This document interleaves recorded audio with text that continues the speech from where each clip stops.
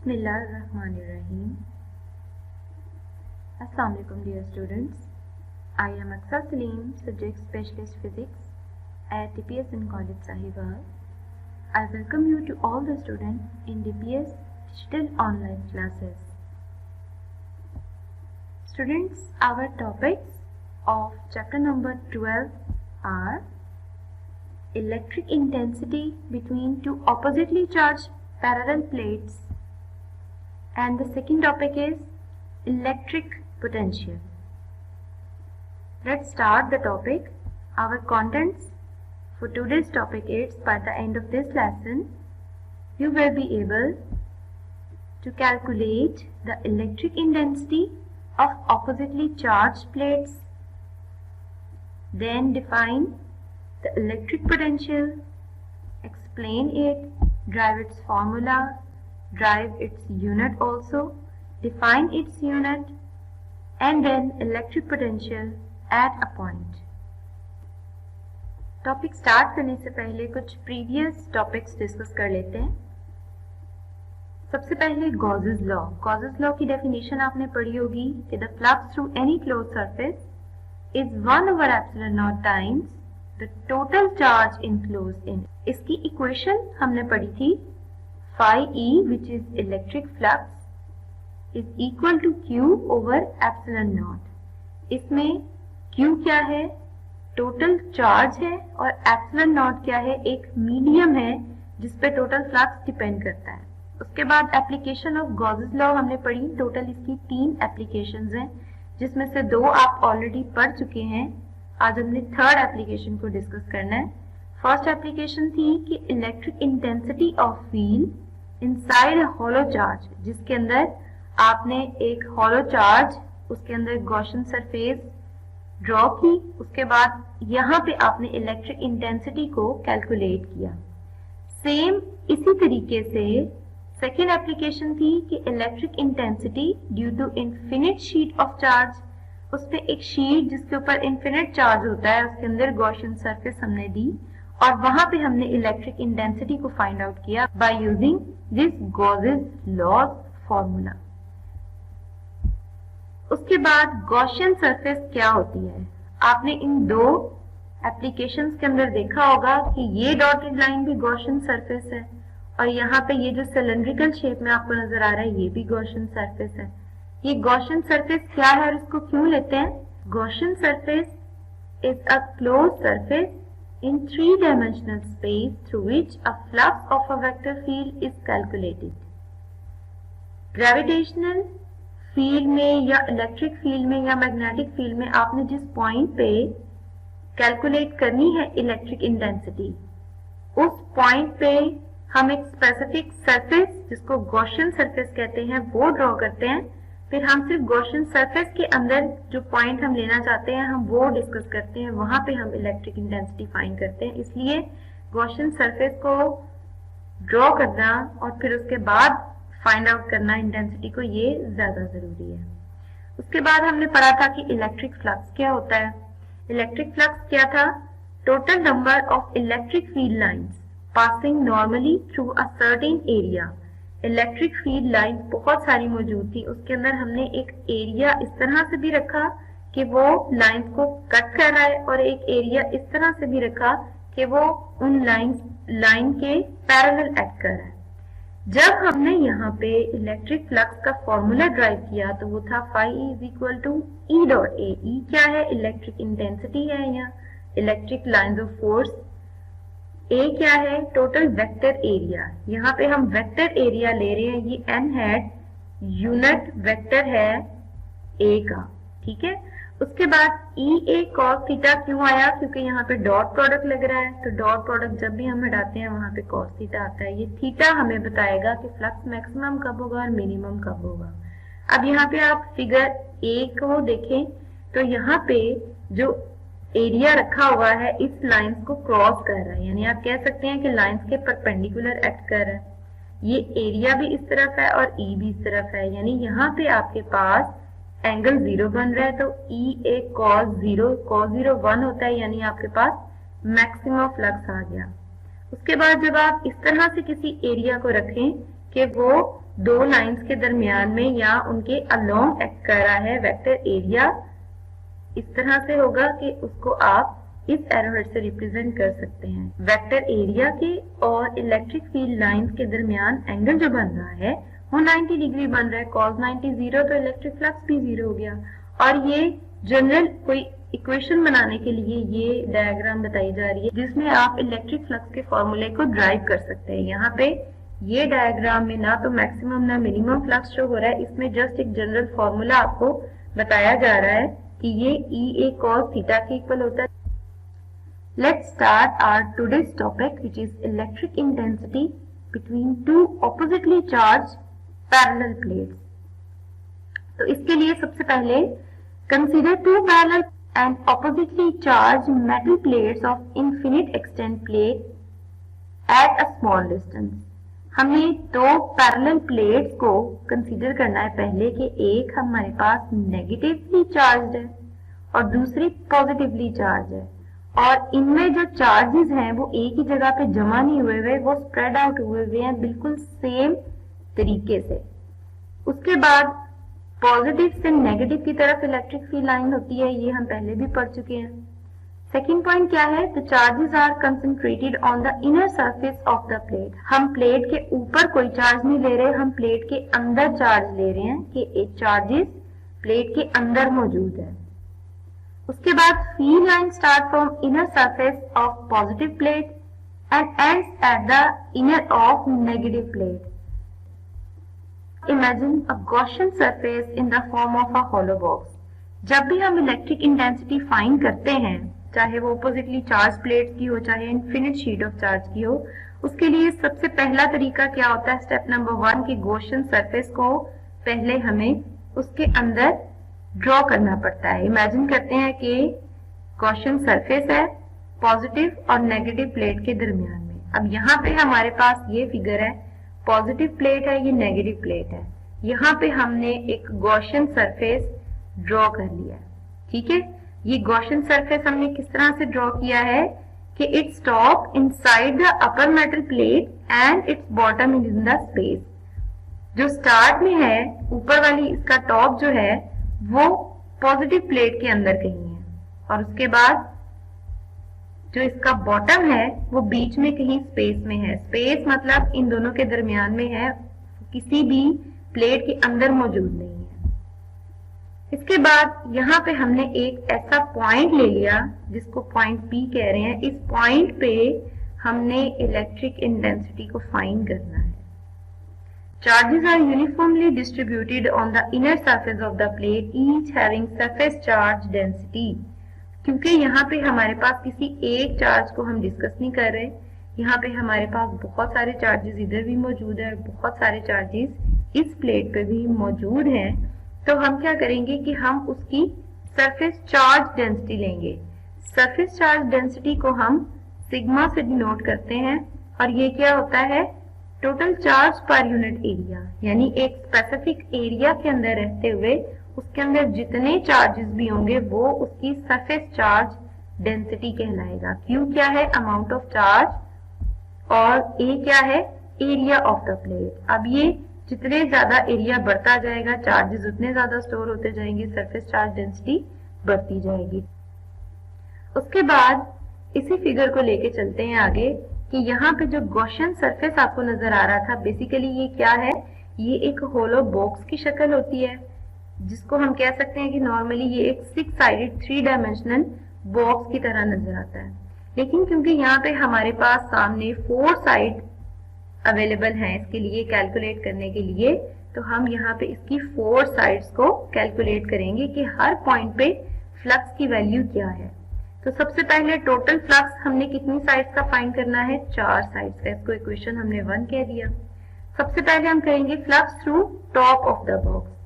अब top of the box में क्या है कि हमारे पास जो प्लेट है, प्लेट के ऊपर चार्जेस मौजूद हैं, स्प्रेड आउट हुए हैं, लेकिन इसके अंदर अगर हम फ्लक्स का फॉर्मूला लगाएं, flux 1 is equal to E A cos theta, no field outside the metal surface, तो ई इज इक्वल टू 0। अब यहाँ पे क्या मसला है कि यहाँ पे कोई फील्ड मौजूद नहीं है, यानी चार्जेस पे अगर आप देखोगे तो फील्ड मौजूद नहीं होगी, चार्जेस से बाहर निकल रही होगी। तो यहाँ पे हम कह सकते हैं कि ई की वैल्यू ही जीरो होगी, तो टोटल फ्लक्स हमारे पास जीरो आ गया। यानी ये आपके पास फ्लक्स 1 कैलकुलेट हो गया जो आपने अभी टॉप का किया है। यहाँ पे ये मेंशन है कि there is no field at the top of this Gaussian surface. उसके बाद सेकंड पॉइंट है flux through one side of box. चाहे आप ये साइड ले लें चाहे ये साइड ले लें, रिजल्ट दोनों का सेम आता है। तो इस साइड की अगर बात करें तो यहाँ पे सेकंड पॉइंट पे आप फ्लक्स निकाल रहे हैं ई डॉट ए यानी ई ए कॉस थीटा, सेम वही फ्लक्स का फॉर्मूला आपने निकाल लिया। अब यहाँ पे आपने देखना है कि एंगल क्या है। अब आप इस साइड को देखें तो एरिया की डायरेक्शन आपके पास कुछ इस तरह से होगी। एरिया की डायरेक्शन और इलेक्ट्रिक फील्ड इंटेंसिटी की डायरेक्शन के दरमियान में 90 डिग्री बन रहा है। तो यहाँ पे थीटा अगर 90 है तो cos 90 की वैल्यू होती है 0, जिसका मतलब है कि आपके पास फाई 2 की वैल्यू भी 0 आ गई है। उसके बाद हमने फाइंड करना है फ्लक्स थ्रू बॉटम। अब ये हमारे पास है बॉटम साइड। बॉटम में एरिया हमारे पास डाउनवर्ड है और इलेक्ट्रिक फील्ड भी डाउनवर्ड है। जैसे हमने फिगर में देखा था कि यहाँ पे प्लेट मौजूद थी और यहाँ पे भी प्लेट मौजूद थी, पॉजिटिव से नेगेटिव की तरफ electric field line already travel कर रही थी, तो एरिया क्या होगा उसी की डायरेक्शन में होगा। यहाँ पे जब हमने फाई 3 निकालना है तो E dot A is equal to E A cos theta, same वही फॉर्मूला जो हम पहले यूज करते हुए आ रहे हैं। यहाँ पे थीटा क्या है, ई और ए पैरेलल है, पैरेलल हो इसका मतलब है एंगल 0 हो गया। जब cos 0 की वैल्यू देखेंगे तो वो होती है 1, यानी मैक्सिमम वैल्यू आपको मिल गई फाई 3 की यहाँ पे, विच इज ई ए। ये मैक्सिमम वैल्यू होती है यहाँ पे जो हमें गॉसियन सरफेस दे रही है। उसके बाद एक और साइड, लास्ट साइड जो हमारी रह गई है गॉसियन सरफेस पे, उसको कैलकुलेट कर लेते हैं। सेम वही प्रोसीजर जो इस साइड के फ्लक्स को कैलकुलेट करने के लिए हमने लगाया था, सेम वही फॉर्मूला इसमें भी लगेगा। इस पॉइंट पे एरिया इस तरह से है कि वो इलेक्ट्रिक फील्ड इंटेंसिटी के परपेंडिकुलरली एक्ट कर रहा है, यानी थीटा आपके पास क्या हो गया 90 डिग्री। अगर थीटा 90 है तो cos 90 0 होता है। इसका मतलब है कि फ्लक्स 4 पॉइंट पे इस साइड पे आपके पास क्या आया 0 आ गया। अब हमारे पास 4 फ्लक्स की वैल्यू आ गई है। अब इन सब इक्वेशंस को जब हमने फर्स्ट इक्वेशन जो हमारे पास टोटल फ्लक्स की थी उसमें पुट किया तो सिर्फ फाई 3 की वैल्यू आप देख रहे हैं कि आपको मिल रही है, अदरवाइज बाकी सब 0 है। तो आपके पास टोटल फ्लक्स की वैल्यू क्या आई ई ए। इसको हम इक्वेशन नंबर 2 कह देते हैं। अब आपने चारों साइड्स का फ्लक्स कैलकुलेट कर लिया है। उसके बाद अब हमने अप्लाई करना है इस पे गॉसेस लॉ। गॉसेस लॉ हमारे पास क्या था, phi E is equal to Q over epsilon naught. ये हमारे पास वही लॉ की इक्वेशन है जो स्टार्ट में मैं आपको बता चुकी हूँ। यहाँ पे सरफेस चार्ज डेंसिटी क्या है, surface charge density Q over A, जिसमें क्यू टोटल चार्ज था और ये एरिया। और सरफेस चार्ज डेंसिटी को हम एक्सप्लेन भी ऐसे करते हैं कि surface charge density is a total charge per unit area. यहाँ से हम Q की वैल्यू को निकाल लेते हैं ताकि इक्वेशन A में पुट कर सके। इक्वेशन A में जब हमने Q की वैल्यू पुट की तो आपके पास कुछ इक्वेशन 3 इस तरह से बनी कि phi E is equal to sigma A over epsilon naught. इसमें सिर्फ Q की जगह सिग्मा A की वैल्यू को पुट कर दिया है। उसके बाद इक्वेशन आपके पास 2 को 3 से कंपेयर किया। 2 थी phi is equal to E ए और 3 आई है sigma A over epsilon not. यहाँ पे ए कैंसिल हो गया दोनों तरफ, तो आपके पास इलेक्ट्रिक इंटेंसिटी की वैल्यू आई है E is equal to sigma over epsilon naught. ये हमारे पास इलेक्ट्रिक इंटेंसिटी की इक्वेशन है। क्योंकि इलेक्ट्रिक इंटेंसिटी एक वेक्टर है, वेक्टर की डायरेक्शन को शो करने के लिए हमें इसे वेक्टर फॉर्म में लिखना पड़ेगा। तो इलेक्ट्रिक इंटेंसिटी वेक्टर फॉर्म में कैसे लिख सकते हैं कि मैग्नीट्यूड तो उसका अवेलेबल है, यहाँ पे ही आपको नजर आ रहा है, लेकिन यूनिट वेक्टर नहीं है। तो हम इसके साथ एक यूनिट वेक्टर भी लिख देते हैं which is r hat. R hat की डायरेक्शन वही होगी जो इलेक्ट्रिक इंटेंसिटी की डायरेक्शन है। और इलेक्ट्रिक इंटेंसिटी की डायरेक्शन क्या है, from positive plate to negative plate. उसके बाद सरफेस चार्ज डेंसिटी की एक प्रॉपर डेफिनेशन, वो क्या है कि सरफेस चार्ज डेंसिटी, जिसको हम सिग्मा से डिनोट करते हैं, is the quantity of charge per unit area measured in coulombs per square metre. Coulomb per square metre कैसे आता है? चार्ज का यूनिट कूलम है और एरिया का पर मीटर स्क्वायर है, तो इसको बकायदा तौर पे डिफाइन करने के लिए हम ये डेफिनेशन यूज करते हैं। जी तो स्टूडेंट्स, ये था हमारा आज का फर्स्ट टॉपिक। उसके बाद हमारा नेक्स्ट टॉपिक है topic number 2, which is electric potential. Electric potential के कंसेप्ट को समझना सबसे पहले बहुत जरूरी है कि पोटेंशियल क्या होता है। पोटेंशियल का जनरल एक रिव्यू आपने पढ़ा होगा पहले भी, जिसको पोटेंशियल एनर्जी कहते हैं। The quantity determining the energy of mass. अगर कोई ऑब्जेक्ट अपनी पोजीशन चेंज कर रहा है ग्रेविटेशनल फील्ड के अंदर रहते रहते, तो उसको पोटेंशियल एनर्जी कहते हैं। अगर हम ग्रेविटेशनल फील्ड की बात करें तो एनर्जी को हम मास के अकॉर्डिंग कैलकुलेट करते हैं, और अगर हम इलेक्ट्रिक फील्ड की बात करें तो फिर हम मास की बजाय चार्ज कंसीडर करते हैं। तो यहाँ पे हम एक एग्जांपल लेते हैं कि ये जो मास है m, सपोज ये जमीन पे पहले पड़ा हुआ था, तो इसके अंदर पोटेंशियल एनर्जी क्या थी? बिल्कुल 0 थी।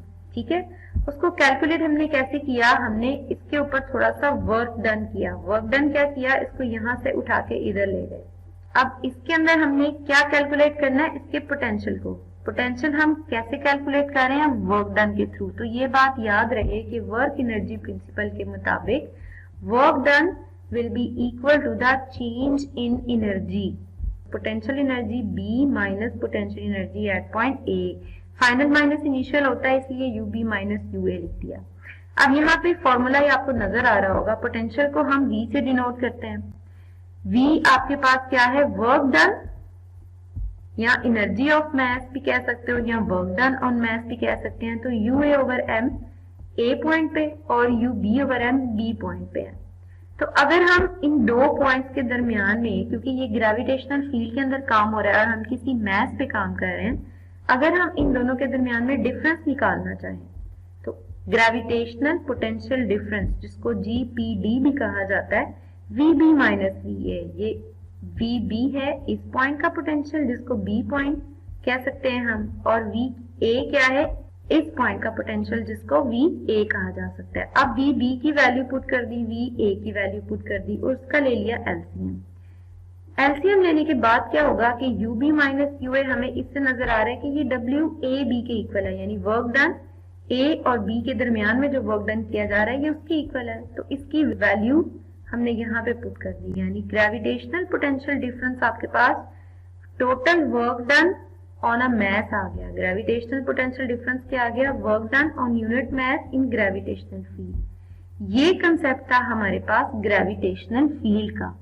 लेकिन अगर हम बात करें इलेक्ट्रिक फील्ड की, तब यही कंसेप्ट हमारे पास आएगा, लेकिन वो किस तरह से आएगा अब वो स्टडी करते हैं। टॉपिक है हमारा इलेक्ट्रिक पोटेंशियल।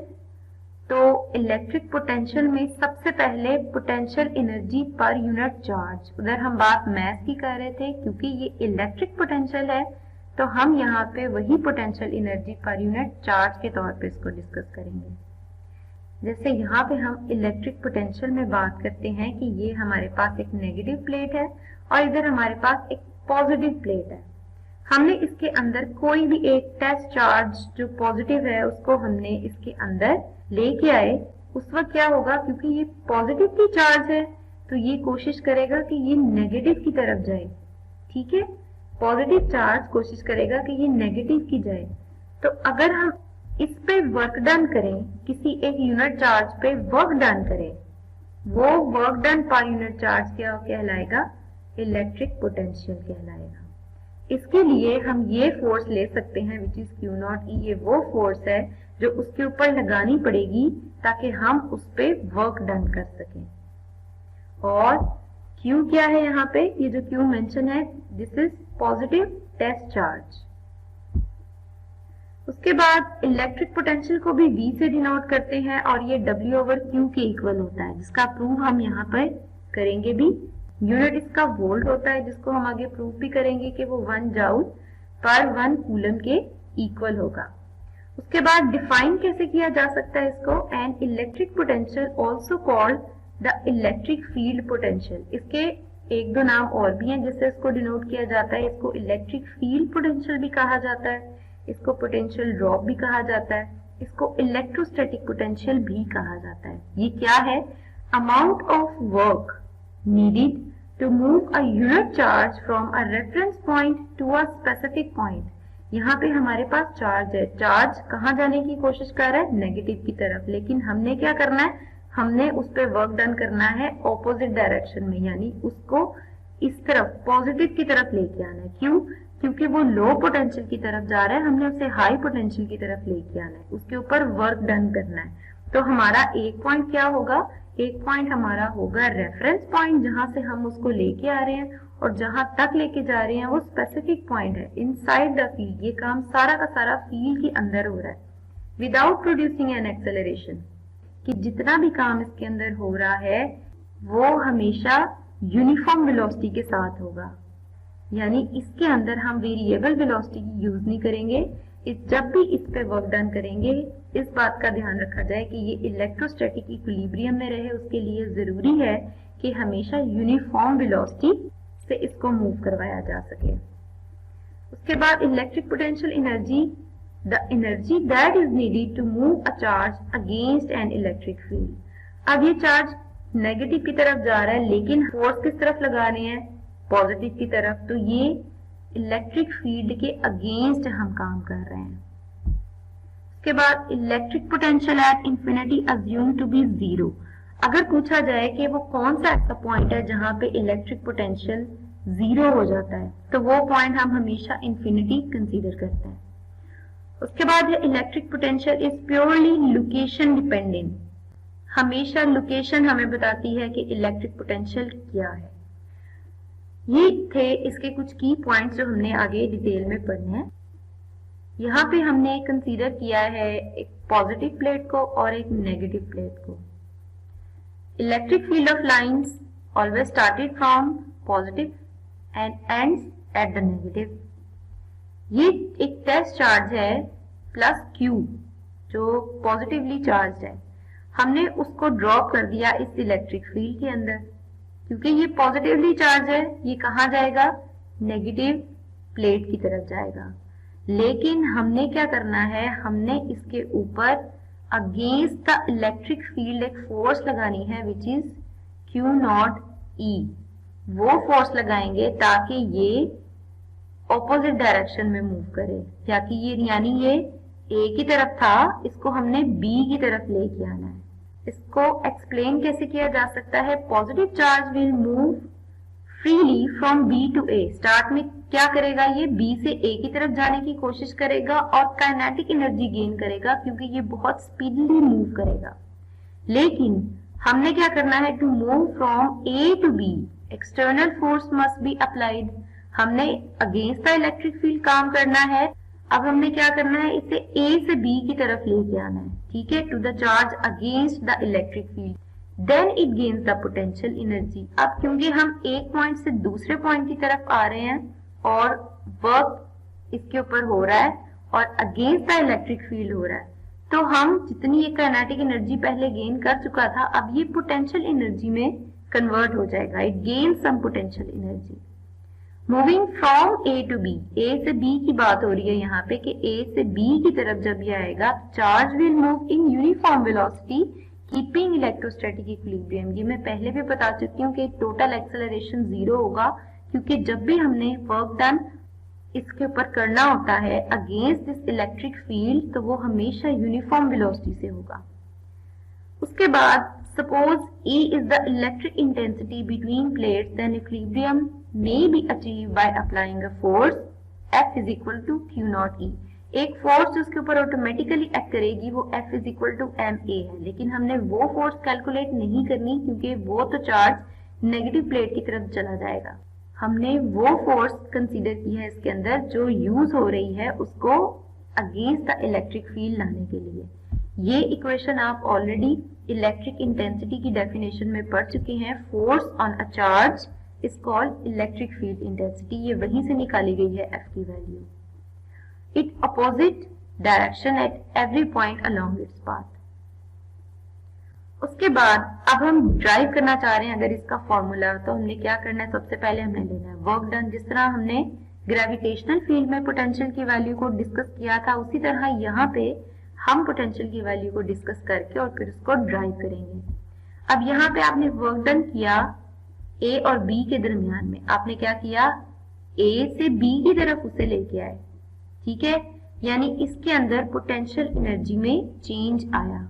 क्या चेंज आया, U B minus U A. U B हमने क्यों लिया पहले, क्योंकि ये फाइनल पॉइंट है उस चार्ज का जो आप बी की तरफ लाना चाह रहे हो। आप हाई पोटेंशियल की तरफ उसे लेना चाह रहे हो, जबकि वो लो पोटेंशियल की तरफ जा रहा था। सो लो से हाई की तरफ जा रहे हो, तो आप ये फाइनल पॉइंट और ये माइनस इनिशियल पॉइंट आपके पास आ गया। According to work energy principle, del U is equal to W A B. Already explain कर चुकी हूँ मैं आपको कि वर्क डन हमेशा चेंज इन एनर्जी के इक्वल होता है। तो यहाँ पे आपने डेल यू की वैल्यू पुट की, दोनों तरफ आप क्यू नॉट से डिवाइड कर दें क्योंकि चार्ज पे काम हो रहा है दोनों तरफ ही। आपके पास कुछ इस तरह से इक्वेशन आ गई। उसके बाद क्योंकि यू बी ओवर क्यू ये क्या है, total energy of a charge at point B, इसको वी बी से डिनोट करते हैं, और total energy of a charge at point A, इसको वी ए से डिनोट करते हैं। ये आपके पास वैल्यू एज इट इज आ गई। उसके बाद क्योंकि यहाँ पे पोटेंशियल में चेंज आ रहा है तो हमने डेल की वैल्यू लगा ली। Del means change, del B is equal to W A B over Q naught. तो ये आपके पास फाइनल इक्वेशन कुछ इस तरह से आई, del V is equal to del U over Q naught, क्योंकि W A B del U के इक्वल था जो आपको यहाँ पे पहले स्टेप में नजर आ रहा है। तो ये आपके पास एक final equation del V is equal to del U over Q naught आ गई। इस इक्वेशन को पोटेंशियल डिफरेंस भी कहा जाता है। पोटेंशियल डिफरेंस क्या है, उसको डिफाइन कैसे किया जा सकता है। डेफिनेशन ऑफ पोटेंशियल डिफरेंस है work done in moving a unit positive charge from one point to other point against the electric field, keeping the charge in electrostatic equilibrium is called potential difference. del V को potential difference कहा जाता है। Same इसी diagram में अगर आप देखें तो आपने क्या किया था, वर्क डन किया था, मूव किया था यूनिट पॉजिटिव चार्ज को एक पॉइंट से दूसरे पॉइंट के दरमियान में अगेंस्ट द इलेक्ट्रिक फील्ड, यानी वही डेफिनेशन जो इलेक्ट्रिक पोटेंशियल की है उसको आप अगर दो पॉइंट्स के दरमियान में ले आए इलेक्ट्रिक पोटेंशियल को, तो वो इलेक्ट्रिक पोटेंशियल डिफरेंस कहलाता है। इलेक्ट्रिक पोटेंशियल डिफरेंस की इक्वेशन हमने अभी ड्राइव की है, which is del V is equal to del U over Q naught. उसके अलावा del V is equal to W over Q naught भी इसकी इक्वेशन होती है। Unit of potential difference volt होता है। वोल्ट किसकी इक्वल होता है, क्योंकि ये चेंज इन पोटेंशियल एनर्जी है, इसको जूल से रिप्रेजेंट करते हैं, और क्यू क्या है, चार्ज है, चार्ज का यूनिट है कूलम।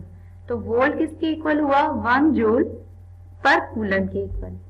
वोल्ट को डिफाइन कैसे किया जा सकता है, हम वोल्ट को ऐसे डिफाइन कर सकते हैं कि अगर दो पॉइंट्स के दरमियान में 1 वोल्ट इलेक्ट्रिक पोटेंशियल है, तो उसका मतलब क्या है कि 1 joule of work is done. आपने 1 जूल काम किया है उसके ऊपर to move a positive charge of 1 coulomb from one point to another point keeping the charge in equilibrium. आपने इलेक्ट्रोस्टैटिक इक्विलिब्रियम के अंदर रहते हुए और अगेंस्ट द इलेक्ट्रिक फील्ड इस तरह से काम किया कि आप एक यूनिट पॉजिटिव चार्ज जो 1 कूलम जिसका यूनिट है उस पे आप काम कर रहे हैं 1 जूल, तो आपने टोटल जो पोटेंशियल डिफरेंस किया वो 1 वोल्ट के इक्वल होगा। उसके बाद ये पॉइंट कुछ नोट करने वाले हैं इसके अंदर, जो मैं ऑलरेडी पहले भी जो मैं आपको बता चुकी हूँ। The electric potential at infinity is assumed to be 0 और electric potential is purely location dependent. उसके बाद है कि इलेक्ट्रिक पोटेंशियल हम किसी पॉइंट पे कैसे कैलकुलेट कर सकते हैं।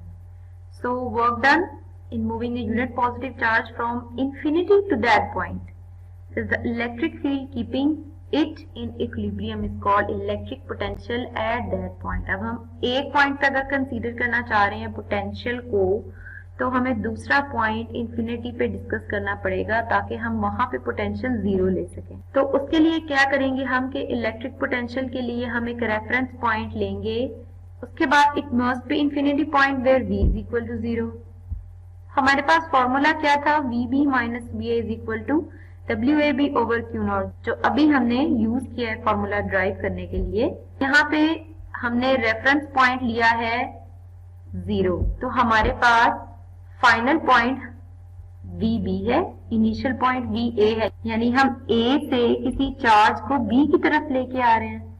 सो यहाँ पे हमारे पास जो रेफरेंस पॉइंट क्या है वो VA है, तो VA क्या होगा, 0 हो जाएगा। VA की जगह 0 वैल्यू पुट कर दें, तो यहाँ पे ये भी ध्यान रहे कि अगर पोटेंशियल 0 है तो उस पॉइंट पे आप काम ही नहीं कर सकते, यहाँ पे भी जस्ट WB रह जाएगा।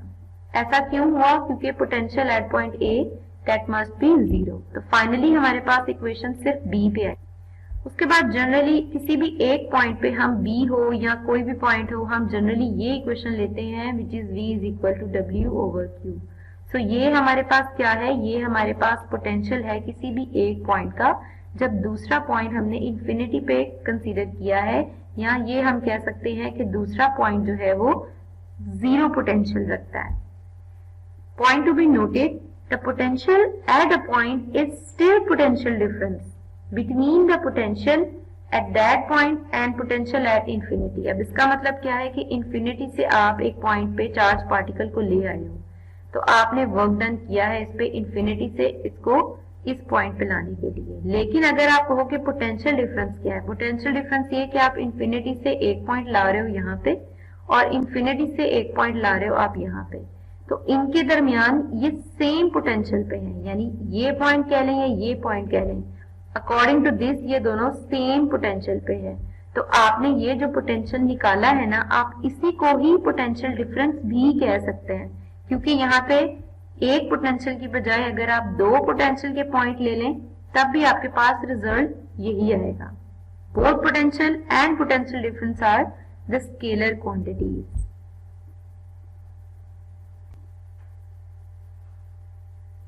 स्टूडेंट्स, यहाँ पे हमारा ये टॉपिक कंप्लीट होता है। अब हम समराइज कर लेते हैं आज के टॉपिक्स को। पहला टॉपिक हमने पढ़ा था electric intensity between two oppositely charge parallel plates, जिसके अंदर हमने इस डायग्राम को स्टडी किया कि हमने 2 पैरेलल प्लेट्स ली, पॉजिटिवली और नेगेटिवली चार्ज। उसके दरमियान में हमने एक क्वेश्चन सरफेस ड्रॉ की और एक पॉइंट P लिया जहाँ पे आप उसको इलेक्ट्रिक इंटेंसिटी को फाइंड आउट करना चाह रहे हैं। उसके बाद इलेक्ट्रिक फ्लक्स की वैल्यू, जो टोटल वैल्यू है वो निकाली। उसके बाद हमने गॉसेस लॉ यहाँ पे अप्लाई किया। गॉसेस लॉ में Q की वैल्यू पुट की, जो कि हमने सरफेस चार्ज डेंसिटी से निकाली। यहाँ पे हमारे पास इलेक्ट्रिक फ्लक्स की ये वैल्यू आ गई। फर्स्ट इक्वेशन को और इस इक्वेशन को जब कंपेयर किया तो हमारे पास इलेक्ट्रिक इंटेंसिटी की इक्वेशन आ गई, जिसको हमने वेक्टर फॉर्म में लिखा। उसके बाद हमने पढ़ा इलेक्ट्रिक पोटेंशियल। इलेक्ट्रिक पोटेंशियल क्या है कि एक चार्ज जो कि पॉजिटिव और नेगेटिव प्लेट के दरमियान में रखा गया है, उस चार्ज पे फोर्सेस लग रही हैं दोनों तरफ। एक फोर्स लगेगी इसको नेगेटिव की तरफ ले जाने के लिए, लेकिन हमने इसके ऊपर एक फोर्स लगानी है which is equal to Q naught E, कि ये पॉजिटिव की तरफ जाए, नेगेटिव की तरफ ना जाए। तो वो फोर्स जो Q नॉट E हम इस पे लगा रहे हैं वो अगेंस्ट द इलेक्ट्रिक फील्ड होगी और वो पॉजिटिव चार्ज को हाई पोटेंशियल की तरफ ले जाने के लिए यूज होगी, यानी B की तरफ ले जाने के लिए यूज होगी। इलेक्ट्रिक पोटेंशियल की इक्वेशन हम वर्क एनर्जी प्रिंसिपल से निकाल सकते हैं और फॉर्मूला इसका जो हमने ड्राइव किया था पोटेंशियल डिफरेंस का, del V is equal to del U over Q। यहाँ पे डेल V क्या है, the potential difference between the 2 points A and B, इनके दरमियान का पोटेंशियल डिफरेंस है इन एन इलेक्ट्रिक फील्ड। इसको डिफाइन कैसे कर सकते हैं, the work done in carrying a unit positive charge from point A to B keeping the charge in equilibrium. उसके बाद हमने इलेक्ट्रिक पोटेंशियल एक पॉइंट पे जब डिस्कस किया तो उसके लिए हमने क्या कंसीडर किया कि पॉइंट A इंफिनिटी पे है, जहाँ पे पोटेंशियल भी 0 है और वहाँ पे हम वर्क डन भी 0 कंसीडर कर रहे हैं, यानी वहाँ पे वर्क डन A पॉइंट पे नहीं हो रहा। तो हमारे पास जो A वाली हमारे पास जो A के साथ पोटेंशियल था वहां पे 0 पुट कर दिया और W के साथ भी जस्ट B रह गया। उसके बाद हमारे पास फाइनल इक्वेशन आई V is equal to work done on a charge. ये जनरल इक्वेशन थी जिसको हम किसी भी एक पॉइंट पे कंसीडर करते हैं। स्टूडेंट्स, ये हमारा आज का टॉपिक था। अब आपकी असाइनमेंट जो आप खुद करने की कोशिश करें वो है calculate the electric intensity between the oppositely charged parallel plates when Gaussian surface is taken at the middle of the plate। आपने Gaussian surface को बिल्कुल मिडल में लेना है, यानी उसकी चारों साइड जो हैं वो इलेक्ट्रिक फील्ड के अंदर होनी चाहिए, किसी भी प्लेट से टच ना करें, और तब आपने उसकी इंटेंसिटी फाइंड करनी है by using Gauss's law. Students, ये हमारे आज के टॉपिक थे। अल्लाह हाफिज।